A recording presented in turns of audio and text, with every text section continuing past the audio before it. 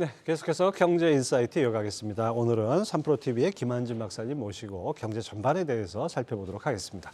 어서 오십시오. 네, 안녕하세요. 산타 기다리다가 화났다는 분들이 참 많습니다. 뭐 이제 크리스마스는 지났고 사실 이럴 때일수록 주가가 아닌 경기를 봐야 한다. 뭐 이런 얘기들을 많이 하셨는데요. 경기 안 좋을 게 뻔한데 어떤 걸 봐야 됩니까? 네, 경기가 뭐 내년 상반기까지는 누구도 다 안 좋다고 이제 보고 있는데요. 여기서 뭐 마켓에서 중요한 것은 기대치 대비 혹은 우려한 것보다 어떻게 실제치가 나오느냐. 그러니까 경기가 뭐 부진하더라도 계속 그 예상 우려했던 것보다 더 나쁘냐, 아니면 그 하강의 기울기가 조금 완만하다든지, 아니면 그 센티먼트가 오히려 개선 쪽으로, 나쁜 건 사실이지만 개선 쪽으로 좀 돌아선다든지, 이런 시기가 언제냐라는 것이 중요할 것 같고요. 지금으로서는 좀 빨라야 내년 중반 정도가 아닐까 이렇게 예상하고 있습니다. 내년 상반기 끝에쯤 가야 네, 뭔가 좀 네. 신호가 보인다 이런 네. 말씀이네요. 자, 세계 경제 전망의 바로미터라고 할 수 있는 건 미국 경제 아닙니까? 근데 박사님께서는 내년 미국 경기를 마이너스는 자명하다 이렇게 말씀하셨어요. 네, 지금 뭐 내년 미국 경제에 대해서 뭐 논쟁이 많은데요. 잘 모르니까 한 0%대 전망이 가장 많습니다. 0.0 뭐 이렇게. 네, 좀 살짝 마이너스로 갈 수도 있고, 뭐 플러스 한 0.23 뭐 이렇게 나올 수도 있다. 그런데 뭐 한 0% 성장률을 경기 침체냐, 이제 뭐 보기에는 좀 어려움이 있는데요. 그래도 이제 경기 침체죠.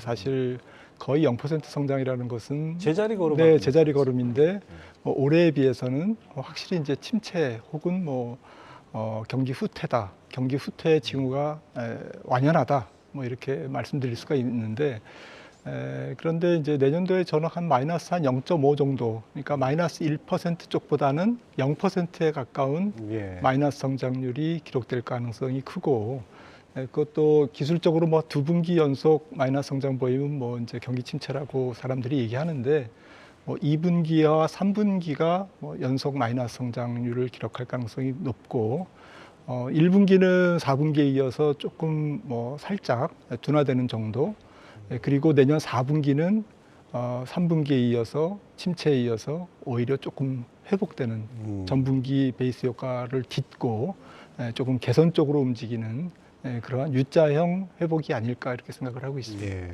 뭐 이렇게 크게 빠지는 건 아니지만은 그렇다고 해서 이것이 뭐 이렇게 우상해 가는 그런 모습이 뚜렷한 것도 아닌 그런 모습이겠네요.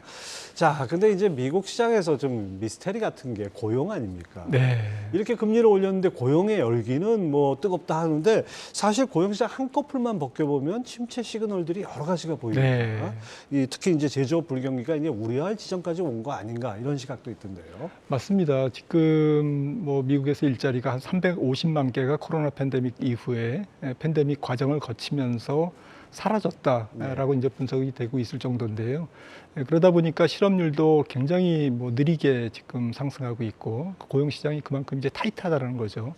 그러다 보니까 임금 상승률도 잘 안 떨어지고, 특히 서비스나 IT, 금융 뭐 이런 쪽에서는 고용 감축이 계속 일어나고, 지금 뭐 해고 뉴스도 계속 나오고 있는데, 실제로 제조업단 말씀 주신 뭐 자동차라든지 이러한 생산 시설 기반의 제조업단에서는 특별히 고용이 감소하고 있지 않다. 그 이유는 앞서 말씀드렸듯이 미국 고용 시장이 구조적으로 조금 인력난에 시달리고 있다 보니까 일자리가 그렇게 없어졌는데 왜 인력난이 이렇게?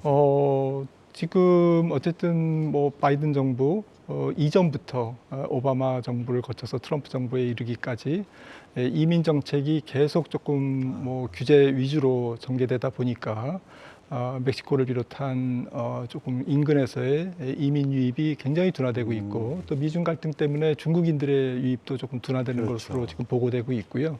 그렇다고 보니까 생산 현장에서의 일자리는 굉장히 타이트하고, 이것은 좀 구조적이다, 순환적인 문제가 아니다. 경기가 좋아졌다고 고용이 뭐 왔다 갔다 하는 부분도 있겠습니다만 조금 제한적으로 만들 수밖에 없는 좀 기저의 구조적인 요인들이 좀 묵직하게 자리 잡고 있는 것 같고요. 기업들이 사람을 좀 해고했다가 다시 또 채용하기가 힘드니까 네.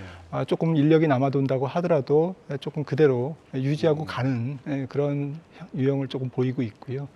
그런 측면이 역설적으로 좀 임금이 떨어지고 연준의 통화 정책이 긴축에서 조금 벗어나는데 완화 쪽으로 가는데 걸림돌로 작용하고 있는 것이죠. 같은 미묘한 뭔가 네, 뉘앙스 네. 차이가 느껴지네요. 네, 네. 예, 그렇군요. 자, 이 그림은 어떤 건지 좀 설명을 해주시죠. 네, 이거는 뭐 미국 공급자 관리협회라고 ISM 뭐 예. 많이 들어보셨을 겁니다. 이 50이 기준선이고요. 50 이하로 가면 이제 제조업 경기가 안 좋다라고 예. 보는데 이거는 제조업 경기 종합 지수입니다. 그러니까 종합 지수가 한 달 지금 1개월째 하락하고 있고요. 물론 이제 그 차트에서 보시는 것처럼 기울기는 굉장히 뭐 오랜 기간 동안 지금 2022년 작년 예. 초반부터 이렇게 둔화되고는 있지만 실질적으로 둔화는 됐지만 침체라고 제조업 경기가 침체라고 조금 정의하기에는 어렵고요. 이제 겨우 침체에 들어갔다. 그래서 그 들어간 지가 한 달 정도밖에 안 된다. 그러니까 미국 경기가 앞으로 이제 조금 이게 좀 내려와야 제조업 경기가 그래야 이제 실질적인 임금도 좀 둔화되고 또 제조업이 조금 내려와야 서비스업 경기도 좀 식거든요. 그렇죠. 그래서 이제 지금 연준이 의도하는 경기 둔화와 물가 안정을 이제 잡을 수가 있는데 달성할 수 있는데 조금 갈 길이 멀다. 역설적으로 미국 경기가 잘 안 떨어지고 좋은 게 지금 내년도 전체적으로 연준이 5%나 5.25%의 기준금리를 계속 유지하는 동결해야만 되는 이제 그러한 원인을 제공할 것으로 예상이 됩니다. 저는 개인적으로 이런 생각이 듭니다. 연준이 실기를 하다 보니까 인플레이션에 실기를 하다 보니까 급하게 금리를 올렸어요. 네. 그러면 그 효과가 나올 때까지 좀 기다려봐야 되는데 그럴 시간이 없으니까 계속해서 금리 올리면서 시장에 겁을 주는 이런 거 아닌가 생각이 돼요. 이건 시차란 게 있지 않습니까? 네, 그래서 뭐 내년 2월이나 3월에 금리 인상은 종결될 게 거의 분명하고요. 내년 2월, 3월이라고 해봤자 지금 뭐 한 분기도 안 남았으니까 그런 측면에서 내년도에는 올해 올린 금리를 금리 인상의 성적표를 받아보는 이제 기다리는 시간. 그러니까 진짜 경기 둔화가 이루어지는지 연준도 한 6개월이나 그 이상 기간 동안 이제 관찰하는 관찰 기간이지 이제 금리를 계속 올리는 기간은 아니겠죠. 근데 지금 금리 인상의 막바지 사이클에서 내년도에는 이제 금리 인상의 결과물을 성적표를 기다리는 이제 그런 해가 될 것 같습니다. 금리 이렇게 급격한 인상의 그 결과가 내년 상반기에 나타나고 지금 여러 가지 지표상으로도 내년 상반기 경기 침체는 기정사실화 돼 있어요. 그런데 박사님께서는 동투기 전이 가장 어둡다라는 이렇게 표현으로 어떻게 보면 약간 좀 낙관론을 펴신 셈인데 그 근거가 뭡니까? 네, 저는 가장 중요한 게 마켓 입장에서는 주식시장 입장에서는 지금 주식시장에 큰 거품은 없다. 큰 거품 아주 얼토당토한 뭐 밸류에이션이라든지 거품 다 빠졌죠. 마켓 자체가 또 작년에 유행했던 뭐 밈 주식 유행 따라 움직이는 주식들도 상당히 많이 떨어지면서 밸류에이션이 좀 낮아졌거든요. 아직도 높은 종목들은 뭐 덜어 있습니다만은 그래서 전체적으로 시장에 이제 좀 거품이 없다. 그리고 또 지금 은행들이 건전하다. 그리고 미국 제조업들을 아까 말씀드렸지만 재고가 많이 쌓여 있지 않아요. 그러니까 과거 2000년 닷컴 버블이라든지 2008년 금융위기 때처럼 엄청난 재고가 쌓여 있어서 그게 재고 부담으로 계속 제조업 경기를 무너뜨리는 이제 그러한 가능성이 없고요.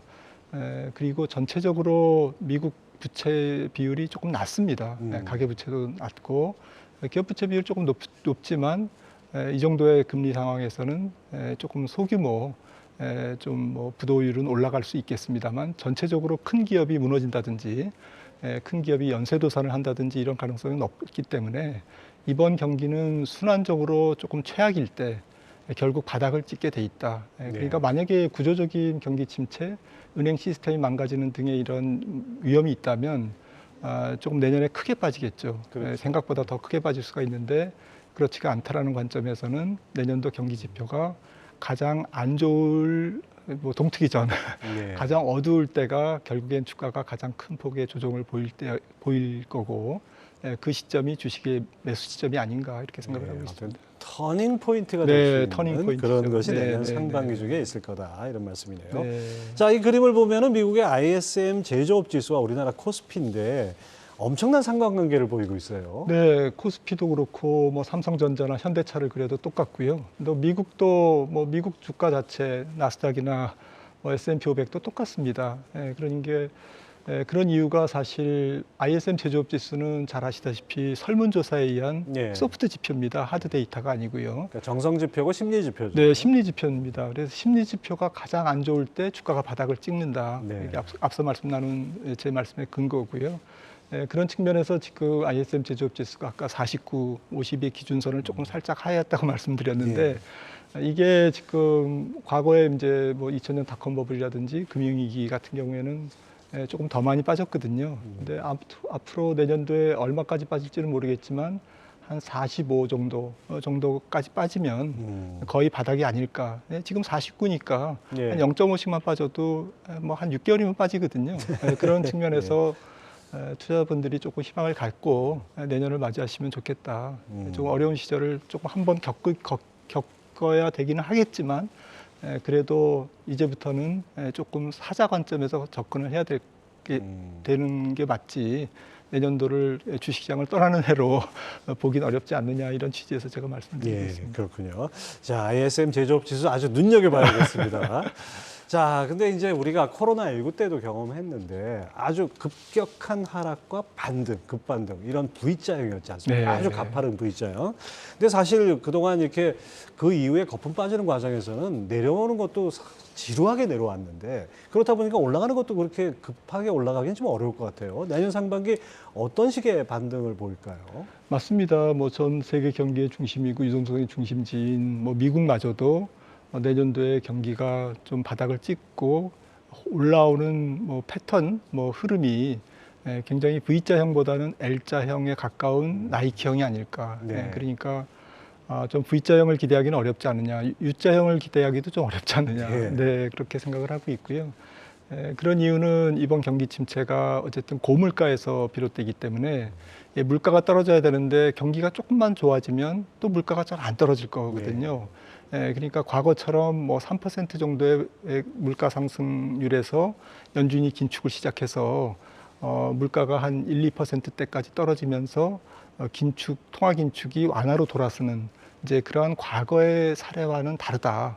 이번에는 물가가 떨어져도 지난번 12월 FOMC에서 SEP 경제 전망에서 연준이 제시했듯이 지금 내년도 전체적으로 지금 연준이 기준으로 하고 있는 개인 소비자 지출 물가도 상당히 높게 보고 있거든요. 네. 내년도 연말 가야 한 3.5%될 거다라고 목표치보다 보고. 한참 위에 있어요. 그러니까 3.5%라는 것은 내년 말에 도달할 거를 예상하는 연준의 물가 목표치인데 과거에는 그 정도에서 금리를 올렸습니다. 그렇죠. 그럴 정도로 높은 금리이기 때문에 경기가 이 물가를 완전히 이제 딛고 물가에서 완전히 해방돼서 훨훨 날아갈 수 있는 그러한 여건은 안 된다라는 거고요. 네.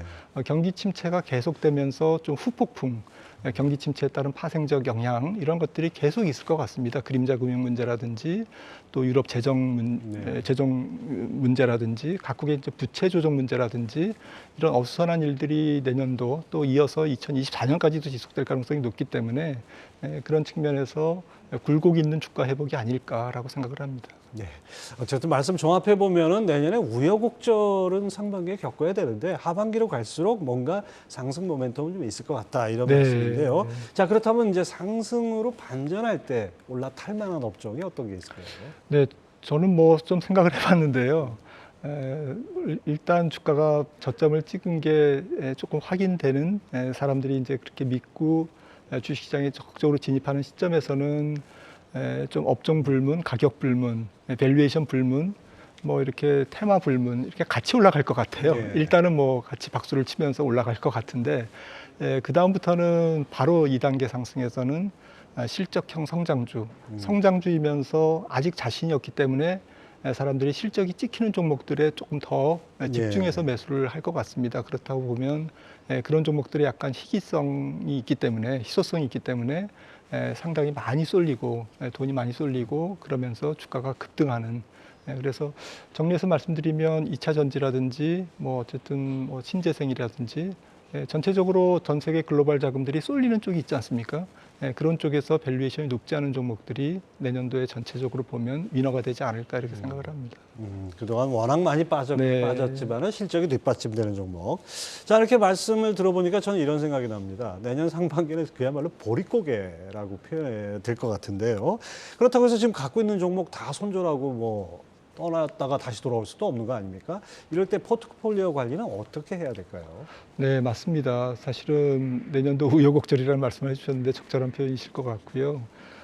마젤란 펀드를 운용한 1977년부터 13년간 29%인가 뭐 수익률을 경이적인 수익률을 기록한 어쨌든 전설의 펀드 매니저가 있는데 그분이 한 말씀이 약세장에서 주식시장을 멋지게 떠나면 얼마나 좋을까.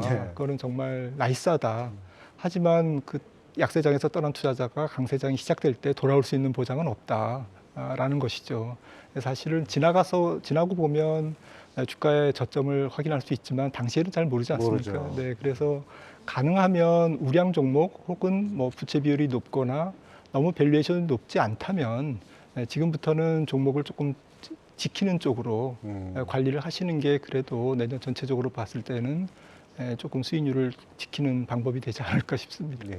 지금은 어둡고 아직 동틀려면 조금 시간이 필요하지만 그래도 동이 튼다는 확신이 있다면 조금 더 긍정적으로 갈 수 있겠네요. 자, 지금까지 3프로TV 김한진 박사 함께했습니다. 감사합니다.